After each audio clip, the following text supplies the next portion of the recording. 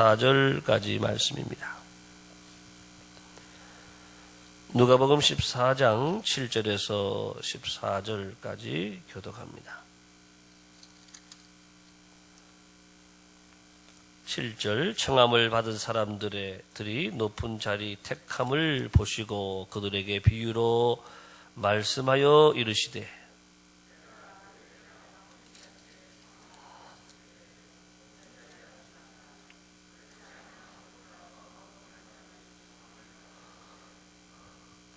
너와 그를 청한 자가 와서 너더러 이 사람에게 자리를 내주라 하리니 그때에 내가 부끄러워 끝자리로 가게 되리라.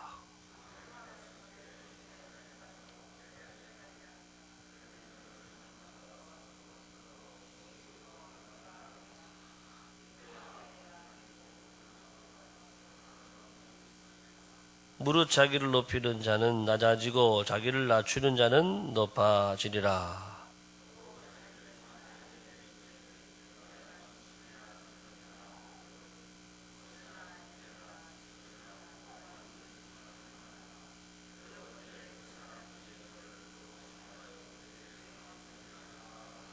잔치를 베풀거든 차라리 가난한 자들과 몸 불편한 자들과 저른 자들과 맹인들을 청하라. 그리하면 그들이 갚을 것이 없으므로 내게 복이 되리니 이런 의인들의 부활 시에 내가 갚음을 받겠음이라 하시더라. 아멘. 새로운 하루가 시작이 되었습니다. 오늘 하루도 하나님의 풍성한 은혜가 여러분 가정에 함께 하시기를 축복합니다. 네, 오늘 말씀을 우리가 보게 되면 7절에 청함을 받은 사람들이 높은 자리 택함을 보시고 그들에게 비유로 말씀하여 이르시되, 오늘 말씀은 무엇을 보셨는가? 우리 앞에 어제 나왔던 한 바리새인 지도자가 예수님을 초대했습니다. 그래서 식탁의 자리에 초대를 하셨는데 예수님이 보시니까 서로가 자리 다툼을 하는 거예요. 서로가 상석에 앉으려고 다툼을 하는 그 모습을 보셨다라고 하는 그 말씀에 이어서 오늘 이제 주님께서 그들의 바리새인들의 그러한 모습들을 보시고 책망하시고 또 교훈하시는 그런 말씀이 오늘 기록이 되어 있습니다. 자, 우리가 말씀을 읽어본 그대로 청함을 받았을 때에 어느 잔치집에 우리가 초대를 받았을 때에 상석에 앉지 마라. 왜냐하면 상석에 앉았다가 나보다 더 지위가 높은 사람이 오고 더 힘 있는 사람이 오면은 내가 밀려나야 되거든요. 그러면은 밀려나면 어떻게 돼요? 저 말석에 앉으라 그러면 내가 나중에 보니까 말석에 앉을 사람인데 제일 상석에 앉았다고 생각을 해보세요. 그러면은 내려가면서 부끄러움을 당하게 될 것이다 라고 하는 것입니다. 반대로 말석에 앉으라. 끝자리에 앉아 있어라. 초대받으면은 아예 끝자리에 가 있어라. 그러면은 사람들이 온 다음에 보면은 이 사람은 말석이 아니라 상석에 앉을 사람인데 계속 올려주는 거죠. 그러면은 영광을 얻게 되리라. 그래서 우리 주님이 우리 인생의 지혜의 이 말씀을 주시는 것입니다. 우리가 어디를 가든지 초대받으러 받고 가게 되면 유대 랍비들의 그 책에도 그런 말이 있다고 합니다. 어디 초대받아 가면은 한 2-3칸 정도 밑에 앉으라. 그러면은 거기에 맞춰서 또 주인이 이렇게 올려주기도 하고 아니면은 또 내려가야 되기도 하지만 한 2-3칸 정도는 내가 생각하기에 이 정도 앉으면 되겠다라고 하는 거에 한 2-3칸 정도 밑에 앉는 것이 좋다. 이런 이야기도 있습니다. 자, 오늘 우리가 주목해야 될 말씀은 우리가 묵상을 하다가 보면 우리가 말씀을 여러분들이 은혜 받는 말씀 구절이 나올 텐데, 자, 이렇게 청함을 받아서 나갔을 때에 그 자리를 결정해 주는 사람이 누구냐 하면은 초대한 사람이 결과적으로 결정을 한다라고 하는 것입니다. 우리가 상석에 앉을 사람인지 말석에 앉을 사람인지 누가 결정하느냐? 내가 결정하는 게 아니라 초대한 사람이 여기 앉으십시오. 아유, 선생님 여기 앉으십시오. 또 여기 앉으십시오. 이렇게 한다라고 하는 것입니다. 여러분, 이것을 우리가 하늘나라 잔치로 비유한다고 한다면 장차 여러분 누가 상석에 앉고 누가 말석에 앉느냐, 예, 그것은 하나님이 아신다. 예, 하나님이 다 결정하신다. 여러분 우리가 이 땅에 살아갈 때에도 높이는 것이나 낮추는 것이 사람에게 있지 않고 하나님께 있는 줄을 믿습니다. 예. 그래서 오늘 말씀에서도 무릇 자기를 높이는 자는 낮아지고 자기를 낮추는 자는 높아지리라. 또 성경은 그렇게 말하지요. 하나님의 능하신 손 아래서 겸손하라. 그 다음에 나오는 말씀이 때가 되면 너희를 높이리라. 예. 따라합시다. 때가 되면 너희를 높이리라. 예. 오늘도 그때에 이런 말씀이 나오지요. 예.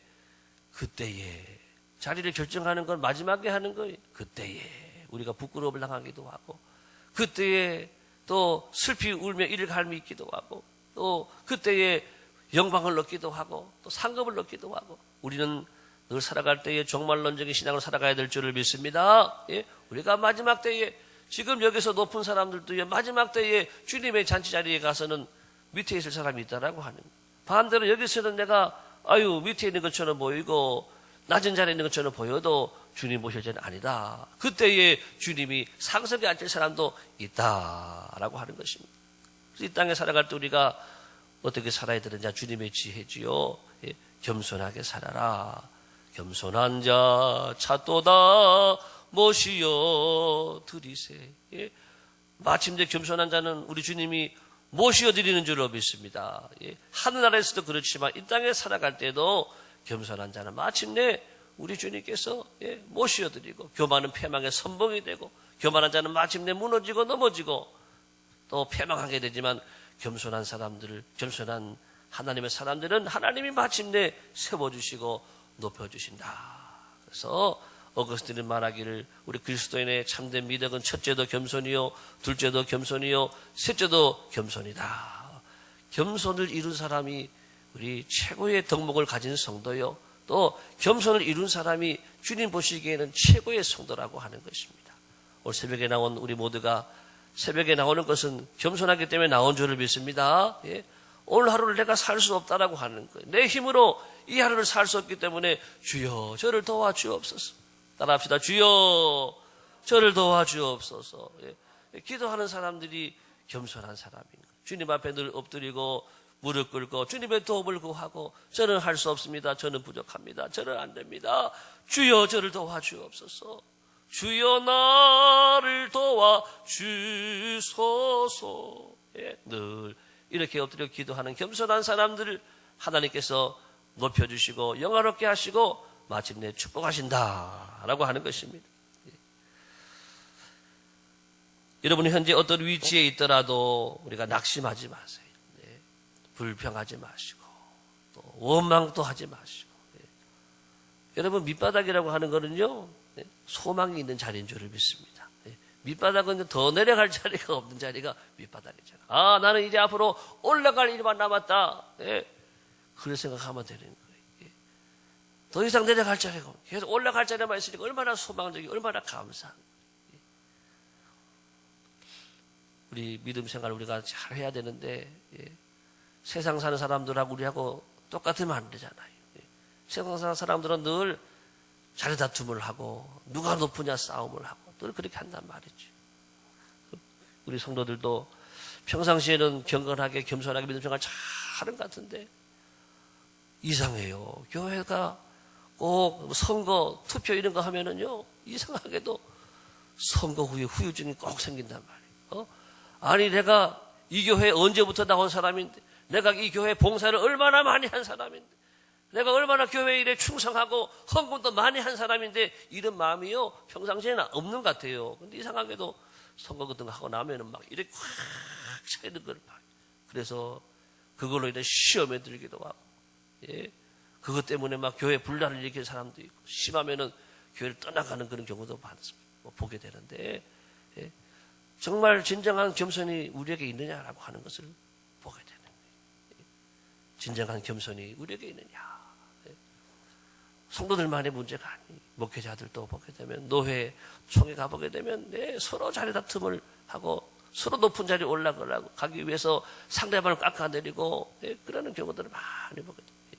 하나님 앞에서 우리가 살아가고 있다라고 기억을 하고, 우리가 있는 자리를 감사하면 하나님이 그 자리를 통해서 훈련하시고 연단하셔서 더 큰 그릇을 만들어 주시는 줄을 믿습니다.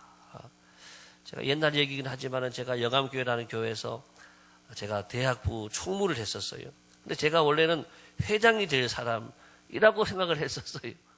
왜냐하면은 저는 고등부, 영암교회 고등부 출신이고, 또, 그 당시에 우리 대학부 지도 목사님도 당연히 제가 회장 되는 걸로 생각을 하고, 그날 설교도 아무튼 제가 되는 쪽으로 설교를, 그런 비슷한 내용을 또 설교를 하시고, 당연히 저는 또 목사의 아들이었고, 내가 다른 거는 몰라도 교회에 대해서는 내가 누구한테 안 해진다, 그런 자부심 있는 사람이었고, 또 당시에 장로신학대학에 또 재학 중이었고, 그렇기 때문에 당연히 제가 영암교회 대학부 회장이 될 줄로 알았어요. 근데 제가 한 표 차로 떨어져서 총무가 됐어요. 한 표 차로 떨어졌어요.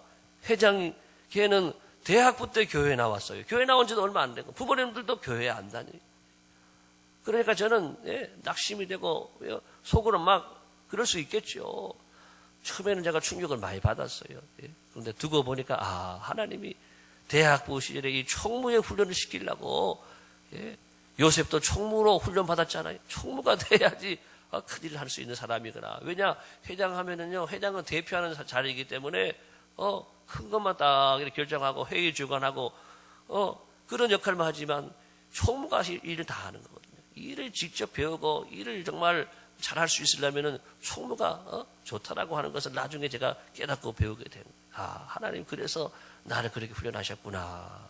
그런 제가 생각을 했던 적이 있습니다. 예. 우리는 그것을 믿어야 됩니다. 내가 어떤 자리에 있더라도, 어떤 자리에 내가 안 된다 하더라도, 하나님이 훈련시키고 계시구나. 하나님 나를 연단시키는구나. 예. 이것 후에 하나님이 또 은혜를 주시려는구나. 이런 생각을 해야 될 줄을 믿습니다. 그 훈련을 잘 받으면은요, 더 귀한 일에, 큰 일에 쓰임받는 길이 열려지게 되는 것이, 우리 생각이 맞을까요? 주님 생각이 맞을까요? 네. 주님의 생각이 더 큰 생각이 맞지요. 주님의 생각을 따라서 우리가 어떤 일이 있더라도 낙심하지 말고 불평하지 말고 주님의 뜻에 잘 순종하고 받아들이면 합력하여 선을 이루게 되는 줄을 믿습니다. 자, 오늘 이어지는 말씀에 이제 12절 이하에 나오는 말씀은 우리가 읽으면 좀 이해가 안 되는 말씀이에요. 어떤 말씀인가 하면, 우리가 예를 들어서 잔치 자리에 사람을 초대하잖아요. 결혼식이 돼서 초대할 때 여러분들을 다 가족, 친척을 초대하고, 친구들을 초대하고, 직장 동료를 초대하고, 때로는 여러분들 사회적으로 또 명성이 있는 사람, 지위가 있는 사람들, 그분들이 오시면 더 자리가 빛나잖아요. 그렇게 초대하는데 우리 주님은 그렇게 하지 말라. 가난한 사람들을 초대해라. 장애인들을 초대해라. 저는 사람들을 초대해라. 이렇게 말씀하시는 거예요. 왜 그렇게 말씀하시나?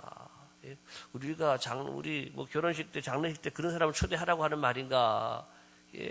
우리 주님이 말씀하시는 말씀의 핵심은 뭐냐 하면은, 우리 뒤에 나오는 말씀 보면 알 수가 있어요. 14절 다 같이 시작.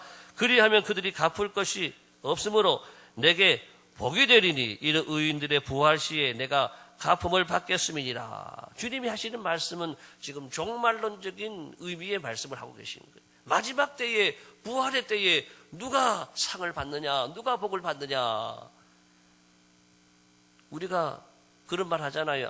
우리가 부조 많이 들어왔다 그래도 자랑할 게 없다 그러잖아요. 다 그 빚이다 그러잖아요. 또 내가 다 갚아줘야 되는 거예요. 다 내가 또 죽음 들어왔으면 그분들 다 이름 기억해놨다가 또 그분들 또 잔치가 있으면 또 다 갚아줘야 돼요. 그렇지만 가난한 자들에게, 또 병든 자들에게, 약한 자들, 소외자들에게 이렇게 우리가 베풀어 주는 것은, 내게 복이 있으리니 그랬잖아요. 갚을 것이 없고 내게 복이 있으리니 이는 악인들의 부활 시에, 이는 의인들의 부활 시에 내가 갚음을 받을 것이다. 우리가 하늘나라에서 장차 갚음을 받을 것이기 때문에 그것이 더 복된 일이다. 그래서 자비를 베풀고 살아라. 따라합시다. 자비를 베풀고 살아라. 이 땅에 살아갈 때 우리가 자비를 베풀며 살아야 된다.